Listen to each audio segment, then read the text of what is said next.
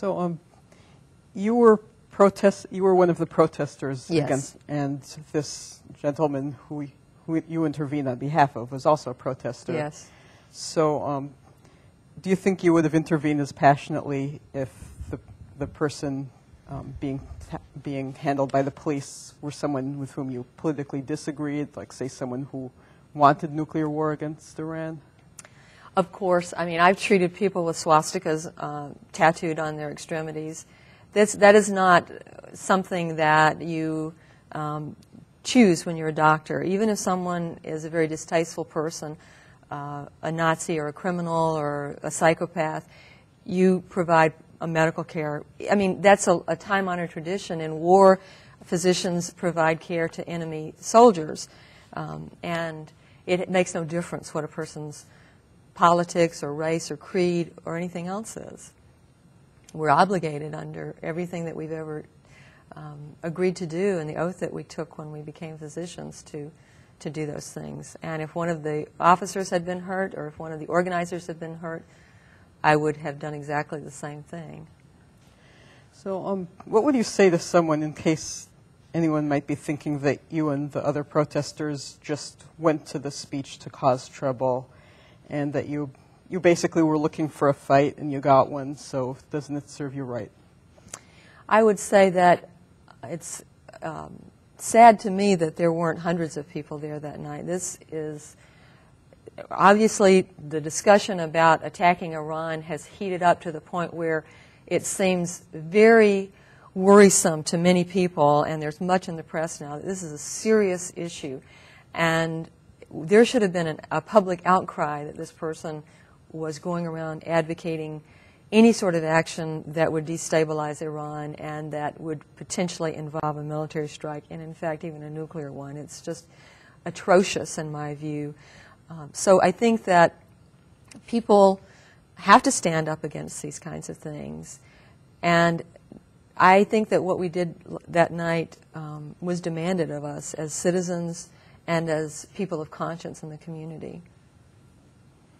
So if everything happened the way that you say it did, why do you think that the police and the Washtenaw County Prosecutor's Office would waste public resources charging you and bringing you to trial? Don't they have better things to do than going after innocent people or people who, are upstanding doctors? Well, that's a two-part question, and I would say in answering the latter part first that I would imagine that most people in this community would believe that the police have better things to do than to pursue this costly, time-consuming prosecution of me. And one thing that really bothers me about it is that I take care of so many people who are uninsured and who are underserved and people who are homeless in this community and people who are poor.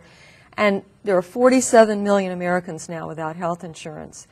And there aren't that many of us physicians who are actually, taking care of them. And as a result of this, I'm going to be tied up and not able to provide care. I'm worried about that during the trial. And I would say with regard to, what we already talked about the issue of trying to silence dissent, trying to silence people who complain about police brutality. I certainly would think that they could spend their time doing better things, such as maybe going after people who commit murders, such as what happened to Clifton Lee last year, and who Brian Mackey's office never pursued charges, and it's over a year. He was an African-American man in Ypsilanti who was killed by, who was, I guess I should say, allegedly killed, but he was killed in the during a takedown by Washtenaw County sheriffs, and he was asphyxiated. So. Okay. And are there any groups that have gone on record in support of you? Yes, the National Lawyers Guild, the Council on American Islamic Relations, the Detroit Coalition Against Police Brutality, the Michigan Emergency Committee Against War and Injustice, the Huron Valley Greens, and the Green Party of Michigan have all endorsed my case. Okay. And when are you going to trial? I guess these things are can be changed, but when is it set for? I believe this is really going to be the date. Okay. It is scheduled for November 26th through the 30th of 2007. So it is scheduled to end on the one-year anniversary of the day that these things happened. Okay. And if someone out there wants to support you, what would you like for them to do? Go to the website, and we post things like letter writing campaigns and so forth that we're asking.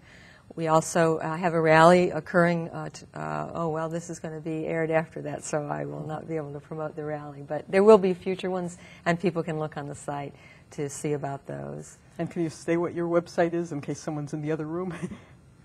It's www.defendwilkerson.org. Okay. And if someone just wants to find out more about your case, where could they go for that information? There's a lot of information posted on the website, including the article that I published in Counterpunch, and some articles about these particular issues and the use of ammonia and its inadvisability and its dangers, and about Raymond Tanter and what he stands for. So I think there's a wealth of information if people would like to read about it on that site. And your article in Counterpunch basically sums up the case? Up and to the time that I wrote it, which was March of last year, and then, of course, had you been charged yet? Yes, it was. Okay. It was after I'd been charged, but okay. I don't guess there's any really substantive things, except I'm still facing the charges, and they're still pursuing it and going after me at a time when it seems that the economy is doing pretty badly, and there are so many things that these resources could be used for that it's kind of mind-boggling to me, I guess, that to make sure that people never protest police brutality is a big enough issue for them that they are willing to expend those resources. Okay, well, Dr. Wilkerson, thank you very much. It's been a pleasure speaking with you. Thank you very much. Great. Yeah, it's a whole lot of information. Yeah, I really enjoyed it.